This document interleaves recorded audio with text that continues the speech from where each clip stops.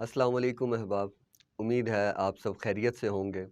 कुतुब के तारुफ़ पर मुश्तमिल यूट्यूब चैनल किताबें के साथ आपका मेज़बान हसीब अहमद महबूबी हाज़िर खिदमत है। हमेशा की तरह आज भी हम एक नहायत मुनफ़रिद और अहम किताब के तारुफ़ के साथ हाज़िर खिदमत हुए।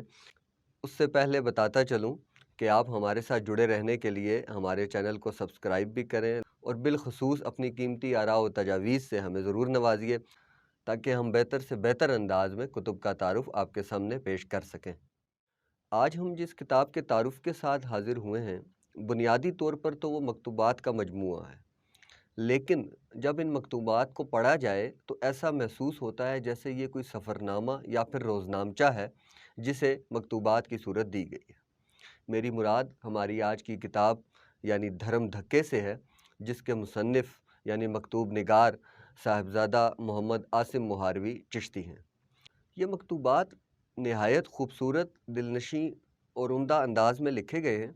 साहिबज़ादा मोहम्मद आसिम मुहारवी चिश्ती साहब का ज़्यादातर वक्त पाकिस्तान से बाहर गुज़रता है या फिर सफ़र में ही वो अक्सर रहते हैं। यही वजह है कि इन मकतूबात को मजमूई तौर पर भी देखा जाए तो दरअसल उन्होंने अपने मुख्तलिफ़ असफ़ार का जो एक ख़ुलासा है वो मकतूबात की सूरत में पेश कर दिया है। मजमूई तौर पर ये 20 मकातीब का मजमूआ है, यानी इसमें उनके 20 मुख्तलिफ़ मकतूबात जो हैं वो शामिल हैं, और तमाम के तमाम मकतूबात मारूफ़ मुहक्किक व मुसन्निफ़ जनाब साहिबज़ादा हसन नवाज़ शाह साहब के नाम हैं।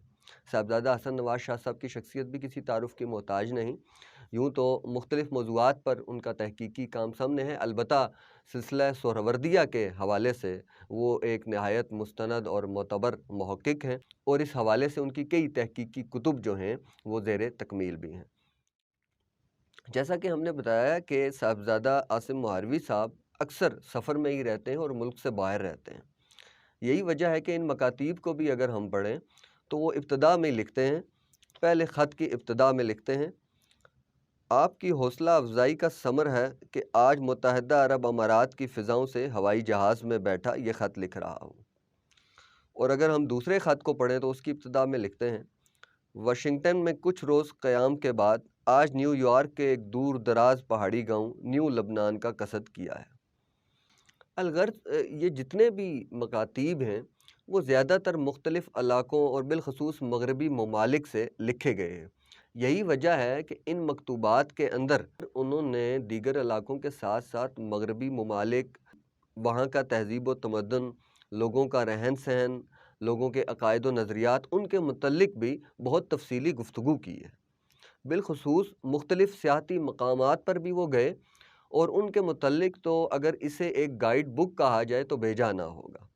उन्होंने जुज़ियात निगारी करते हुए हर जगह, हर मकाम के बारे में बहुत तफ़सीली तारुफ़ बयान किया है, यहाँ तक कि लोगों के अक़ायद व नज़रियात, उनके रहन सहन पर और उनका तकाबुल अदयान करते हुए और मुख्तलिफ़ तहज़ीबों के साथ तकाबुल करते हुए भी अपनी कुछ राय जो है वो अपने इन मकातीब में शामिल की है। ये मकतूबात पहली मरतबा जनवरी 2022 में चिश्तिया रबात सूफ़ी स्टडी सेंटर चिश्तियाँ ज़िला बहावलनगर से शाया हुए। मजमूई तौर पर यह किताब 300 सफ़हात पर मुश्तमिल है। इसका इंतसाब सिलसिला चिश्तिया के मारूफ़ बुज़ुर्ग, जिनका मज़ार अक़दस पाकपतन शरीफ में ज़ियारतगाह खलाइक है, यानी हज़रत बाबा फ़रीदुद्दीन मसूद गंज शकर रहमतुल्लाह अलैह, इस किताब का इंतसाब उनके नाम किया गया है। एक और इस किताब की जो इनफरादियत है वो ये कि इसमें कोई पेश लफ्ज़, दिबाचा या मुकदमा जो है वो दर्ज नहीं किया गया। किताब में फ़हरिस्त और फ़हरिस्त के बाद पहले मकतूब का आगाज़ हो जाता है। अलबत्ता अगर हम किताब के पसवरक़ को देखें तो मकतूब निगार साहिबज़ादा मोहम्मद आसिम मुहारवी चिश्ती, उन्होंने इस किताब का एक मुख्तसर ख़ुलासा अपनी तहरीर की सूरत में पेश कर दिया है। हम उससे एक मुख्तसर इक़्तिबास आपके सामने रखते हैं, जिससे आपको इस किताब का एक मजमूई ख़ाका है, जो एक निचोड़ है, वो आपके सामने आ जाएगा। साहिबज़ादा साहब लिखते हैं कि इस किताब का किरदार कारी में उस सलाहियत को उभारना और वो कुछ फ़राहम करना है जो उसके लिए रास्ते के चुनाव में मदद फ़राहम करे। इसमें यानी मकातीब में कई ममालिक के असफ़ार की दास्तान है, मगर ये महज़ सफ़रनामा नहीं। इसमें मुख्तलिफ़ तहज़ीबों, मज़ाहिब आलम, मुख्तलिफ़ अक़ायद, सक़ाफ़तों पर बात की गई है, मगर ये तारीख़ नवीसी नहीं। इसमें अलामात, असातीर, حروف و اعداد اور استعاروں کے متعلق لکھا گیا ہے، مگر یہ باطنی یا پراسرار علوم پر لکھی جانے والی کتاب نہیں۔ اس میں جدید معاشیات، جدید سیاسیات، جدید زراعت، جدید علوم، نظام تعلیم اور جدید رجحانات کے متعلق لکھا گیا ہے، مگر یہ مستقبل کی پیشن گوئیاں نہیں۔ ان مکتوبات میں مختلف مقامات پر صاحبزادہ صاحب یعنی مکتوب نگار نے اپنے کچھ بچپن کے، لڑکپن کے، جوانی کے کچھ احوال بھی درج کیے ہیں، یعنی اپنے متعلق کچھ نجی معلومات بھی فراہم کی ہیں۔ یوں مکمل تو نہیں، لیکن ان مکاتیب یا ان سے استفادہ کرتے ہوئے ہم کم از کم مکتوب نگار کا ایک مختصر سوانی خاکہ ترتیب دے سکتے ہیں۔ اس کے علاوہ یہ کتاب ان کا سوانی خاکہ ترتیب دینے کے لیے ایک بنیادی ماخذ کی حیثیت بھی رکھتی ہے۔ اس کے علاوہ جیسا کہ ہم نے پہلے آپ کو بتایا کہ یہ دونوں یعنی مکتوب نگار اور مکتوب علیہ جنہوں نے یہ خطوط لکھے اور جن کے نام لکھے، ان دونوں کا تصوف کے ساتھ بہت گہرا تعلق ہے۔ دونوں علمی و ادبی شخصیات بھی ہیں، البتہ اس کتاب کے اندر ہمیں کہیں کوئی کتب کا بہت زیادہ ذکر نہیں ملتا۔ اس سے کچھ اس طرح اندازہ لگایا جا سکتا ہے کہ جیسے ایک شخص نے اپنے ہم مزاج، اپنے محرم راز کسی دوسرے شخص کے ساتھ اپنی تمام رودات بیان کر دی ہو، اپنے مسائل بھی بیان کیے ہوں۔ انہوں نے تصوف کے اوپر بہت اہم گفتگو بھی کی ہے، اور بالخصوص روایتی تصوف کو کہاں کہاں کچھ تبدیل ہونا چاہیے، یا تصوف کے اندر کون سی ایسی کالی بھیڑیں بھی شامل ہو گئی ہیں جن کا سدباب کیا جانا بھی ضروری ہے۔ تو یعنی انہوں نے پوری رودات بیان کرتے ہوئے حالات کا جائزہ بھی لیا، موجودہ منظرنامے کے متعلق بھی گفتگو کی، اور مستقبل کا لائحہ عمل تیار کرنے کے لیے بھی بہت اہم نکات اس میں بیان کیے گئے ہیں۔ بالخصوص صوفیانہ سما کے متعلق گاہے بگاہے مختلف مکاتیب میں انہوں نے تبصرہ کیا ہے۔ اس کتاب کے اگر اسلوب کی بات کی جائے تو بہت عام فہم اور سادہ اسلوب ہے، لیکن اس کی ایک جو خصوصیت ہے وہ ہے جزیات نگاری۔ صاحبزادہ صاحب جہاں کہیں گئے، جن لوگوں میں رہے، جس کسی سیاحتی مقام پر گئے، اس کے متعلق اس تفصیل سے انہوں نے گفتگو کی کہ ایک پورا منظر، ایک پوری تصویر قاری کے سامنے بن جاتی ہے۔ بعض مقامات پر تو ایسے لگتا ہے جیسے کوئی ویڈیو، کوئی ڈاکومنٹری چل رہی ہے اور قاری اسے دیکھ رہا ہے۔ اس قدر گہرا مشاہدہ کر کے جزیات نگاری کی گئی ہے، یہاں تک کہ ایسا محسوس ہوتا ہے کہ جیسے قاری بھی ان کے ساتھ ساتھ ہی ہے، وہ قاری کو اپنے ساتھ لے جا رہے ہیں۔ یوں تو اس کتاب پر مزید بھی کئی حوالوں سے گفتگو کی جا سکتی ہے، البتہ ایک اور اس کی انفرادیت اور اہمیت جو ذاتی طور پر میں سمجھتا ہوں وہ یہ کہ آج کل ہمارے پاس بہت جدید ذرائع موجود ہیں معلومات کی فراہمی کے لیے یا ایک دوسرے سے رابطے کے لیے۔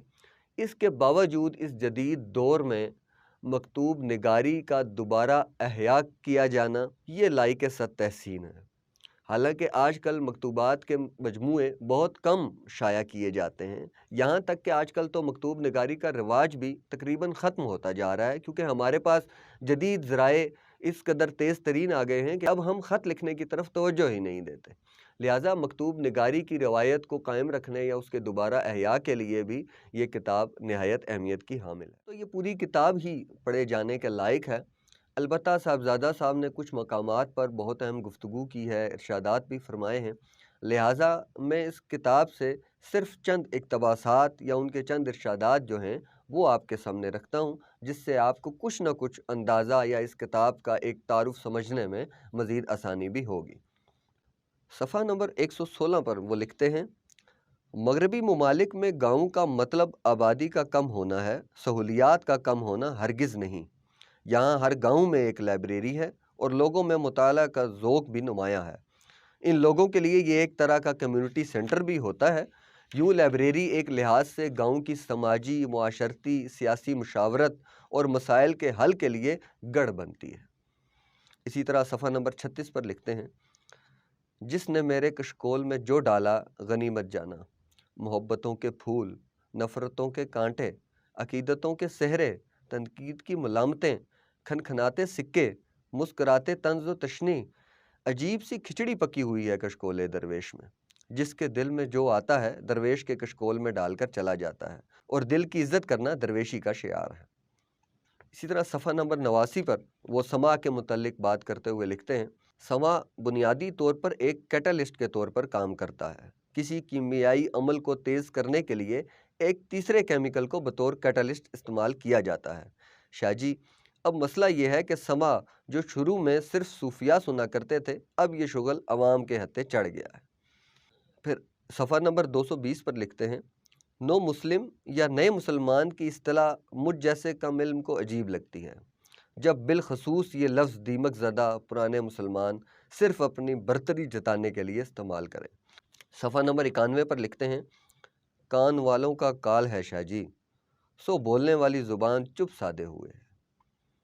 फिर एक और जगह ज़िंदगी के मुतल्लिक बहुत खूबसूरत बात करते हैं, सफ़ा 242 पर, किबला ज़िंदगी में कितनी नगमगी है और इंसान कितना बहरा है, ज़िंदगी में कितना हुस्न है और इंसान कितना नाबीना है, ज़िंदगी में कितनी तरंग है और इंसान कितना बेहिस है।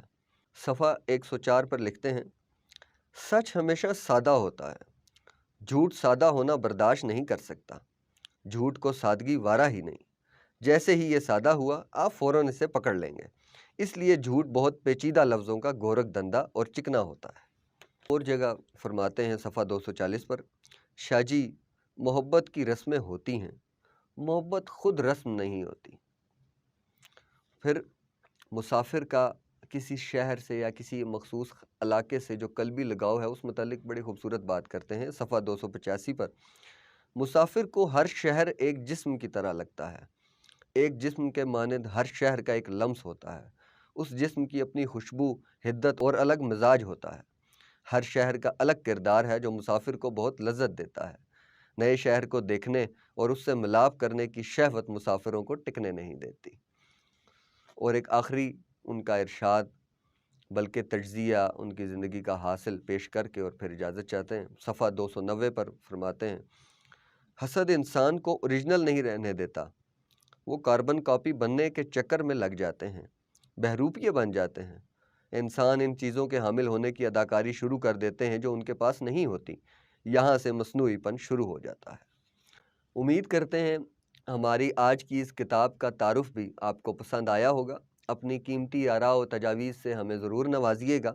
जैसा कि हम हमेशा कहते हैं कि सब्सक्राइब के सामने जो बेल का आइकॉन है उसको भी ज़रूर क्लिक कर दीजिए करें, ताकि जब भी हम कोई नई वीडियो अपलोड करें तो बज़रिया नोटिफिकेशन आपको उसकी इत्तला हो जाए। इंशाअल्लाह जल्द फिर किसी अहम किताब के तारुफ के साथ हाज़िर खिदमत होंगे। फ़िलहाल अपने मेज़बान हसीब अहमद महबूबी को इजाज़त दीजिए। अल्लाह हाफ़िज़।